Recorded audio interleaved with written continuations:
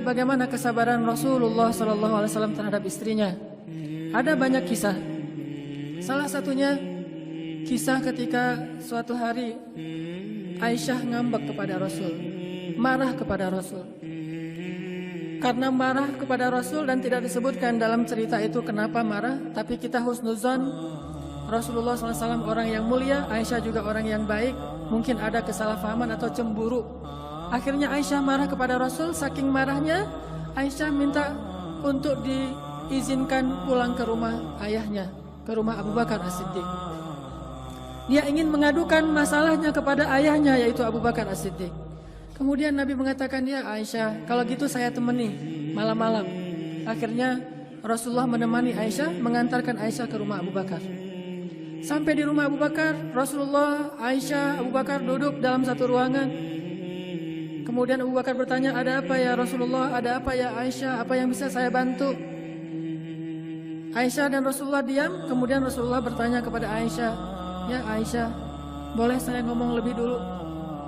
Bayangin seorang Rasul, seorang teladan umat ini, sebaik-baik manusia, bahkan pemimpinnya para anbiya dan rasul, bertanya kepada istrinya, ya Aisyah, bolehkah saya ngomong lebih dulu? Bagaimana Rasulullah memuliakan istrinya? Lalu siapa kita yang merasa lebih mulia daripada Rasulullah untuk malu bertanya hal yang sama kepada istri kita? Apakah dengan melakukan itu kita akan menjadi rendah? Sesungguhnya tidaklah seseorang merendahkan dirinya karena Allah, kecuali Allah akan meninggikan derajatnya. Rasulullah bertanya, ya Aisyah, boleh saya ngomong lebih dulu?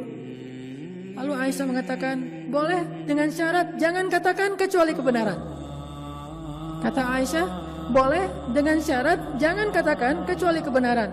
Siapa orang yang dia katakan itu? Rasulullah, yang tidak pernah berkata kecuali kebenaran.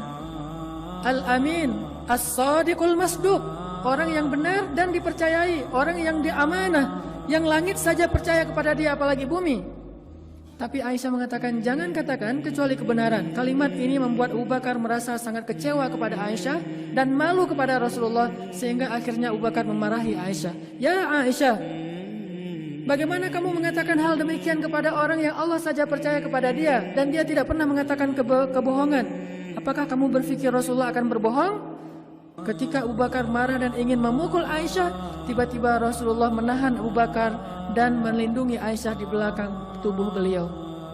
Ketika Rasulullah menahan Abu Bakar dan melindungi Aisyah di belakang tubuh beliau, Rasulullah kemudian menegur Abu Bakar dengan mengatakan, ya Abu Bakar, bukan untuk ini kami datang ke sini, agar engkau menyakiti istri saya, tetapi kami datang ke sini untuk mendapatkan nasihat darimu. Kemudian Rasulullah menoleh ke belakang sambil tersenyum ke arah Aisyah dan mengatakan, ya Aisyah, lihat bagaimana aku membela kamu. Ini kesabaran Rasulullah SAW. Diperlakukan dengan kata-kata yang mungkin bagi seseorang yang merasa dirinya soleh, ahli ibadah, banyak tanggungan, seorang pemimpin, merasa dirinya mulia, ketika istrinya mengatakan hal demikian di depan orang lain dia akan tersinggung. Tapi Rasulullah malah membela Aisyah, lalu tersenyum kepada Aisyah sambil mengatakan, lihat Aisyah, bagaimana aku membela kamu. Kemudian mereka kembali ke rumahnya dalam keadaan damai.